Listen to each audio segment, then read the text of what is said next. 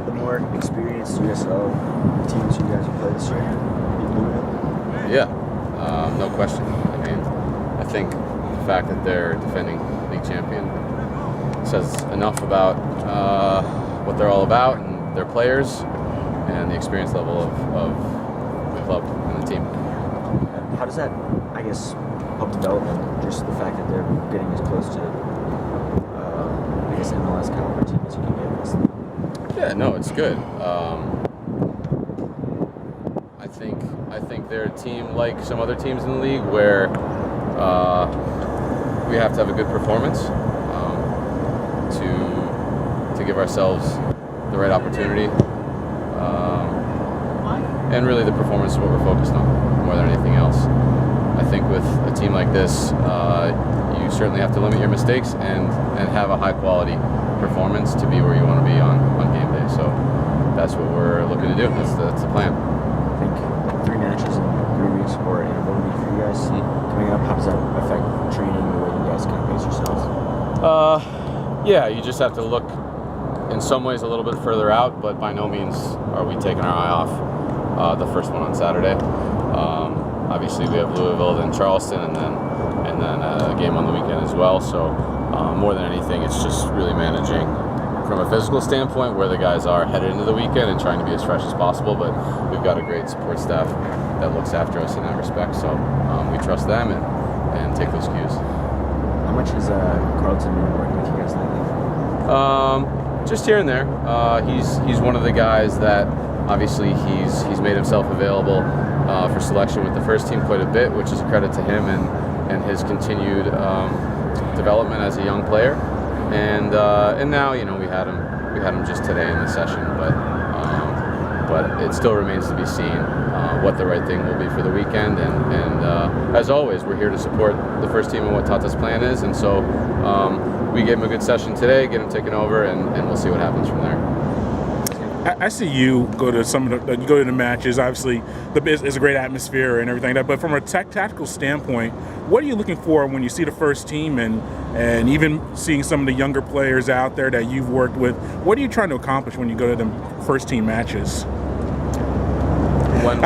Outside like the benefit, I mean, it's a fun atmosphere and everything like that. But tactically, are you looking at strategies, what the first team is using?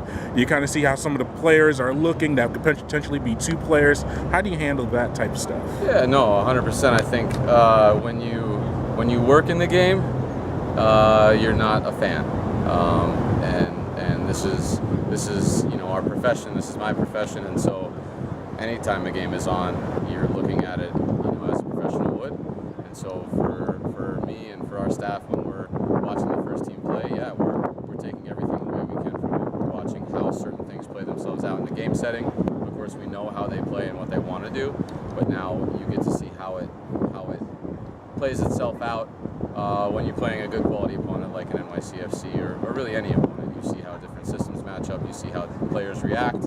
Our players are watching those same things because, of course, for the vast majority of them, that's their goal, is to be there on the field at the Benz or in a visiting stadium when their time comes. We've already seen Romario and Miles Robinson get to the first team. Yep. Do you see potential for some other guys that throughout the year, especially with the scheduling and the different quirks there, getting some first team action from the second team? I think the opportunity is always there in this club, and with that said, the opportunity always has to be earned. And so, we've seen Andrew Wheeler-Amanu, Miles Robinson, Mikey Ambrose, obviously Romario scored his first goal in league play. So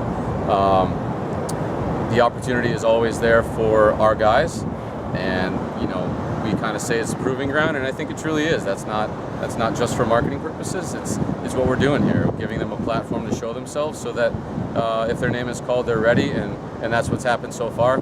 That's our job and my job. I wanted to talk to you about Kendall Edwards. Just how's he? He's a young guy, but a local guy who's come up. How's he sort of taken to play with the kids? Yeah, well, I think we saw in the Penn FC match that his maturity and calmness in the moment was impressive. Not every touch was perfect, not every decision was perfect, but that's less important than him handling the moment so well. And he did play well ultimately.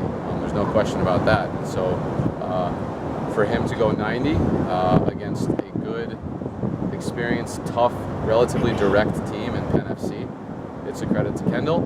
It's a credit to our academy system. And I think it's a credit also to our players that they have taken him under their wing and helped him through that game in the moments where maybe he was a little less sure of himself. There's no question he did a really good job.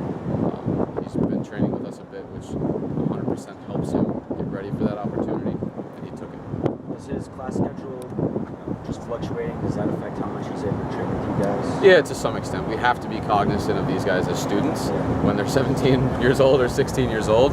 But you know, the academy players' families, our academy administrators, the club, they do a great job of handling the logistics well so that the players are available for training as much as possible without completely taking our eye off the ball in terms of education.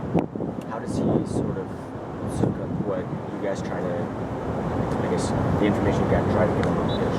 Oh, well, you know, when you speak to Kendall, when you coach Kendall, he's listening. You can tell he's listening. He's looking you in the eye, he's locked in, and he's trying to apply it the next time.